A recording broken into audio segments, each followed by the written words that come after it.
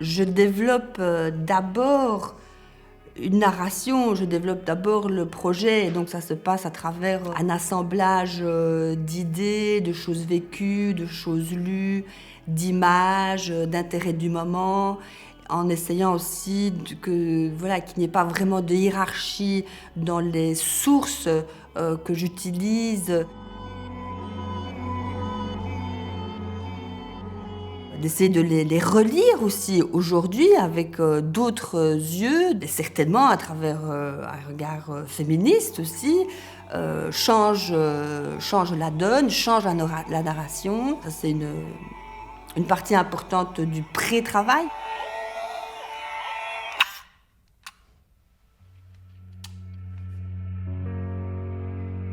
L'intérêt pour le corps, c'est quelque chose que j'ai pu questionner.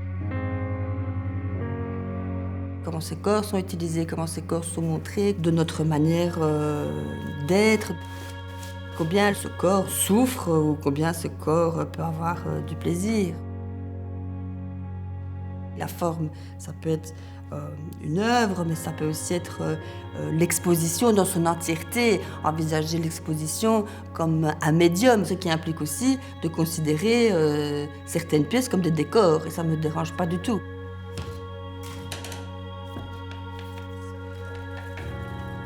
Peut-être c'est parce que j'ai un petit peu du mal à présenter un travail comme ça, de manière si l'œuvre, j'ai besoin qu'il y ait quelque chose à côté qui, d'une manière, mette à mal cette présentation même. Quand j'avais fait les grands tableaux avec les photographies de nu pour Urinmate, ça pouvait être par exemple les chiens qui étaient dans des positions irrévérencieuses et qui finalement se moquaient un petit peu de ce qui était présenté au mur.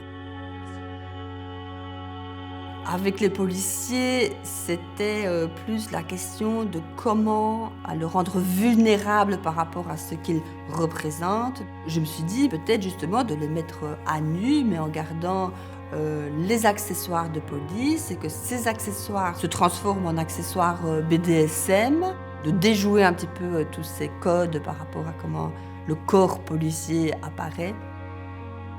Ce n'est pas de la provocation, ce n'est pas shocking, ou l'humour désacralise, mais l'humour place aussi à un autre niveau. J'avais une grande collection d'images d'urinoirs qui datent du Moyen-Âge à aujourd'hui. Ce qui m'intéresse aussi dans cette histoire, c'est la place de la femme dans l'espace public finalement, vu que ce sont des installations qui ont été d'abord conçues pour les hommes, il n'y en avait pas pour les femmes. J'étais assez intéressée par cette forme qui me semblait très allongée, assez belle d'une manière ou d'une autre. Et en fait, en retournant cette image, je me suis rendu compte que, oui, on aurait dit une fleur, qu'il y avait quelque chose de très féminin, même de l'ordre du vagin, du clitoris, comme ça, qui ressortait de cette composition, on va dire. Il y a ce plan d'ouverture absolument magnifique de George Michael. Il est dans une toilette pour hommes et les urinoirs se retournent et puis plein de femmes, hommes, travestis qui s'en donnent à cœur joie dans cette toilette.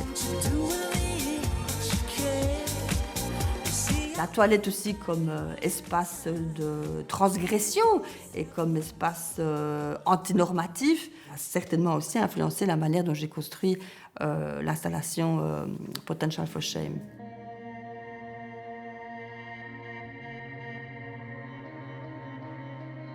J'ai mon atelier qui est un petit peu plus loin, mais qui est un atelier super brut. Donc ce n'est pas un endroit où je vais aller rêver, fumer des cigarettes en admirant ce que je viens de faire.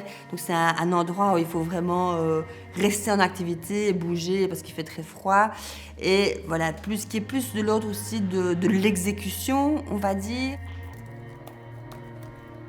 Ce qui était important pour moi aussi, c'est par exemple de commencer le montage d'une exposition avec 10 à 15% d'inconnus. Même quand les pièces sont plus ou moins ou sont terminées, il y a encore la phase de mise en espace dans l'exposition même, où les choses peuvent encore se transformer ou encore changer.